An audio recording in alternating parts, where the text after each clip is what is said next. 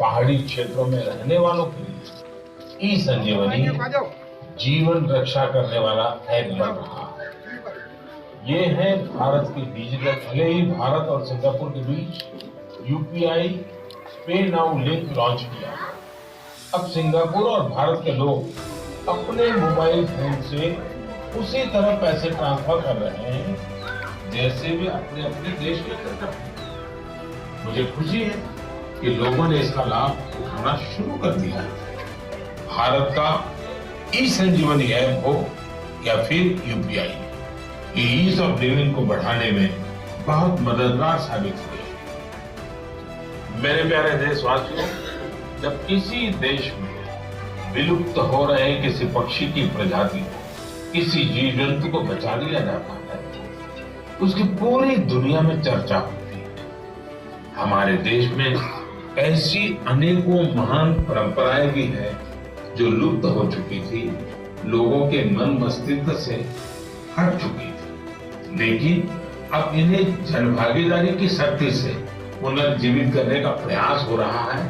तो इसकी चर्चा के लिए मन की बात से बेहतर मंच और क्या होगा का आयोजन किया। इसमें 8 लाख से ज्यादा श्रद्धालु शामिल हुए। लेकिन क्या आप जानते हैं कि इतना विशेष क्यों है? विशेष इसलिए क्योंकि इस प्रथा को 700 साल के बाद पुनर्जीवित किया गया है।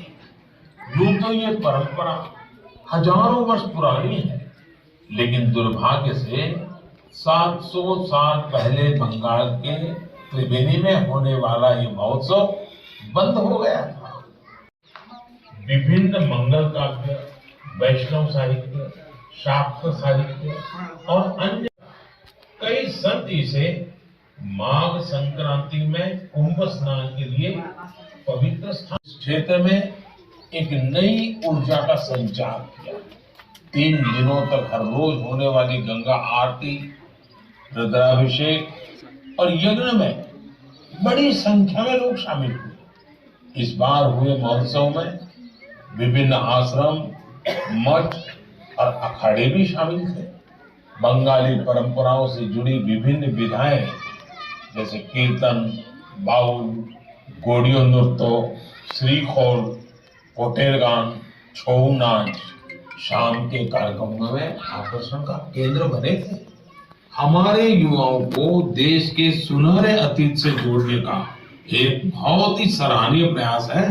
भारत में ऐसी कई और प्रैक्टिसेस हैं जिन्हें रिवाइव करने की जरूरत है। मुझे आशा है कि इनके बारे में होने वाली चर्चा लोगों को इस दिशा में जरूर प्रेरित करेगी। आमदनी का भी एक अच्छा जरिया बन रहा है। हम अगर ठान लें तो स्वच्छ भारत में अपना बहुत बड़ा योगदान दे सकते हैं। कम से कम प्लास्टिक बैग की जगह कपड़े के बैग का संकल्प तो हम सबको ही लेना चाहिए। आप देखेंगे आपका ये संकल्प आपको कितना संतोष देगा और दूसरे लोगों को जरूर प्रेरित करेगा। होली की शुभकामनाएं।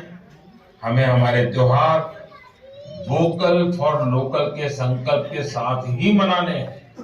अपने अनुभव भी मेरे साथ शेयर करना न भूलिएगा। तब तक के लिए मुझे विदा दीजिए। अगली बार हम फिर नए विषयों के साथ मिलेंगे। बहुत बहुत धन्यवाद। नमस्कार। प्रधानमंत्री जी ने जो बातें कही, चाहे वो सफाई की है, अभी उन्होंने बहुत हमारे युवा साथी खड़े हैं, ई संजीवनी ऐप जिसकी बात करें, वो यही हल है कि जिम्स के जो डॉक्टर हैं आपके, उनसे भी आप इस ऐप के माध्यम से अपने गांव में बैठ के उनसे सलाह ले सकते हो, उस बीमारी के बारे में दवाई वो ले सकते हो अपने गांव में बैठ के। आपको जाने की जरूरत नहीं है। अगर जो लड़के जो भी है पढ़े लिखे, वो ई संजीवनी ऐप पे जाकर उसका लाभ ले सकते। ये जो परिवर्तन आ रहा है उसके बारे में प्रधानमंत्री जी ने विशेष रूप से बताया। और सिक्किम जैसे क्षेत्रों में जहां हॉस्पिटल है ही नहीं दूर दूर तक, वहां भी है समस्या। हॉस्पिटल आज मन की बात का कार्यक्रम हमारे दनकौर क्षेत्र के महमूदपुर गांव में हुआ, जिसमें प्रदेश के उपाध्यक्ष राज्यसभा सांसद सुरेंद्र सिंह नागर जी यहाँ पर पहुंचे और मन की बात के कार्यक्रम को सुना। यहाँ पर तकरीबन 500 लोगों ने मन की बात के कार्यक्रम को सुना और माननीय प्रधानमंत्री जी द्वारा और महिला शक्ति ने बढ़ चढ़कर इसमें हिस्सा लिया और मन की बात के कार्यक्रम में जो स्वच्छ भारत अभियान और स्वास्थ्य के प्रति जो ऑनलाइन संजीवनी ऐप है उसके माध्यम से जो हम घर बैठे अपना इलाज करा सकते हैं, प्रधानमंत्री जी ने संकल्प दिया, उस पर उन्होंने कहा कि हम आगे चलकर उस पर काम करेंगे।